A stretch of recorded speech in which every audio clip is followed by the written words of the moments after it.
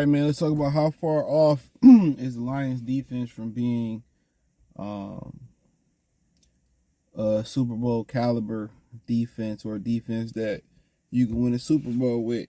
And somebody in the comment section said they think the defense is far off. I disagree.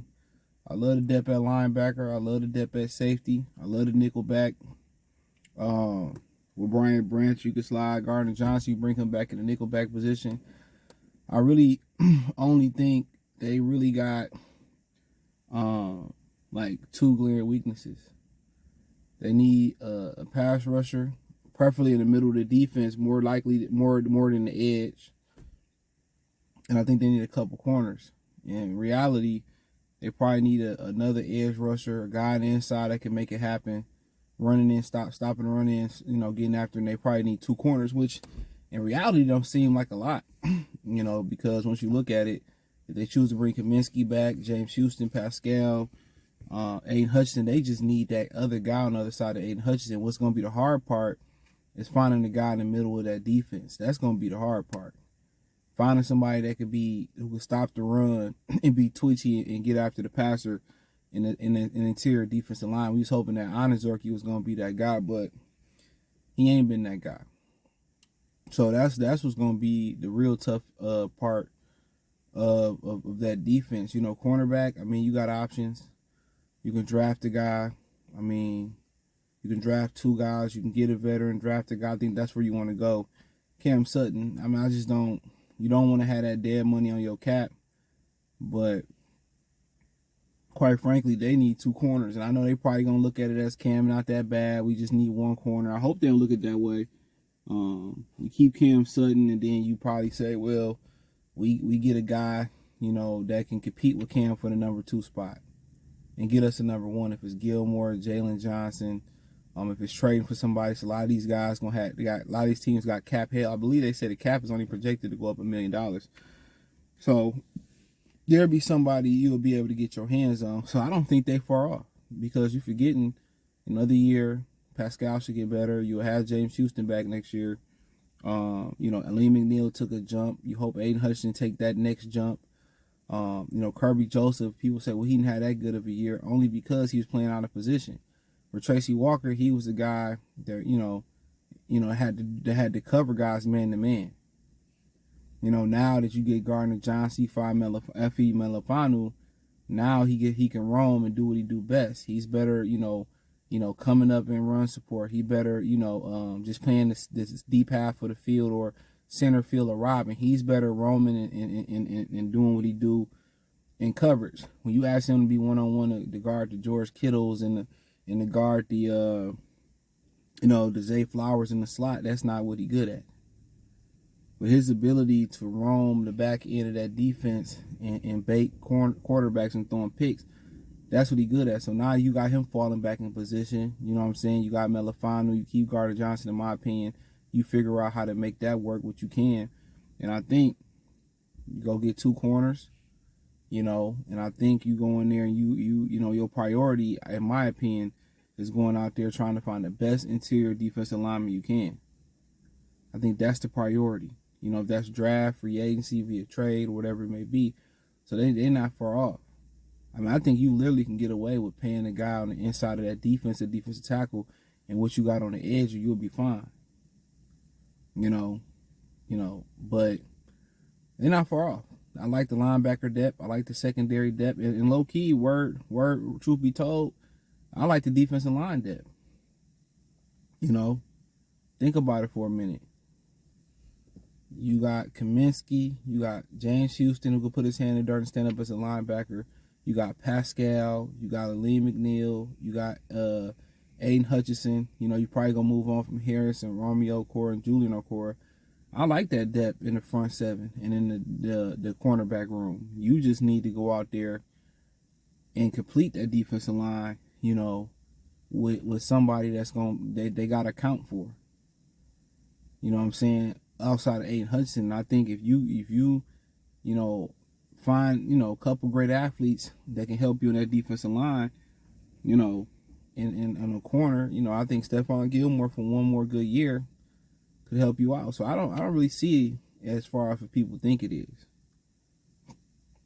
And then you have these idiots that say every year draft all defense. That's how you miss out on Hall of Fame type players. It doesn't work that way. So they just say, oh, draft all defense. Like, okay, so I'm supposed to take a guy that's lesser than this guy on my board because defense. It doesn't work that. It's not Madden. It's not Madden. You have to continue to take the best talent available. It's as simple as that. And I think if we being honest, you probably going to take a veteran corner to come in, play number one. You probably going in the younger corner to come in and compete with Cam Sutton. Then when you start getting to that defensive line, the priority overall this year, you know, if for external purposes, obviously bringing somebody in, is the defensive tackle position. If you can find somebody, and it'd been nice that they got their hands on Cansey, because Dog was a problem out there for Tampa Bay. He's a problem. He's gonna get better and better. But if you can find somebody that's able to push that pocket in the middle of that defense, that's what they missing. McNeil took a step forward, but you need that next guy that's gonna really push that pocket and collapse that pocket. And I think on that, you know, and on the edge, I mean, shit, if I can trade a fourth and get Khalil Mack, I'll do that.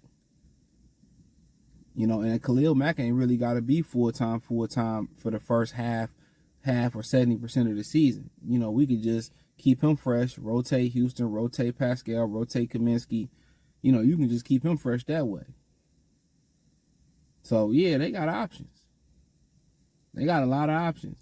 You know, and I'm going to do a video talking about how they can create $20 more million in cap space and be going to free agency with almost 100. So that'd be enough money to sign your guys that you need to sign, extend the guys you need to extend, and also go out there and get a couple splashes. You probably sign a Stephon Gilmore to a 1-year deal. That ain't gonna break the bank. And a lot of people said, well, you know, I brought up the idea of bringing Shark back. I said that because, you know, when people, they don't remember, they quick to forget. DJ Shark and Jared Goff had an amazing connection. I mean, right away, that connection was what they was missing last year. Had they had that dynamic of DJ Shark going down the field, catching the ball consistently, him and Goff was clicking. They were clicking. Nobody would tend to remember that. They were clicking. That's what they was missing last year. They was missing that threat. And they thought, well, we get Jameson Williams back, he'd grow into that. But whatever Goff and DJ Shark, how they seen the game, when you got that type of rapport, I think you got to reward Goff with a guy that he really, really clicks with. You find a way to sprinkle Jameson in there. You'll find a way to sprinkle this guy and that guy in there. But I think it was idiotic of them. And I said this last offseason. For what he got paid to go to Carolina, I think it was idiotic of them not to pay him. He clicked too good with Goff. You know, and I'm surprised he didn't choose to go to Kansas City. He, you know, and I know, you know, guys say, oh, you know, everybody, you know, look at what, you know, the reward is right now. You get your paycheck and you look, oh, I got money, you know, I'm going to go out and splurge, pay bills and then splurge, but nobody's looking in the future. That little shoe money you got or that little extra money you go out to eat in, you put that bitch in an IRA, Roth IRA, put it in the put it in the portfolio index 150, well, SP 500, you know, what they call it, 3 major portfolio. You put that money up, you be A1 or just save it. You know, had DJ Shark went to Kansas City, bro, he'd probably be about to swim in some money. He'd have had 12, 1,300, 1,400 yards fucking with Mahomes. 9 touchdowns. Easy.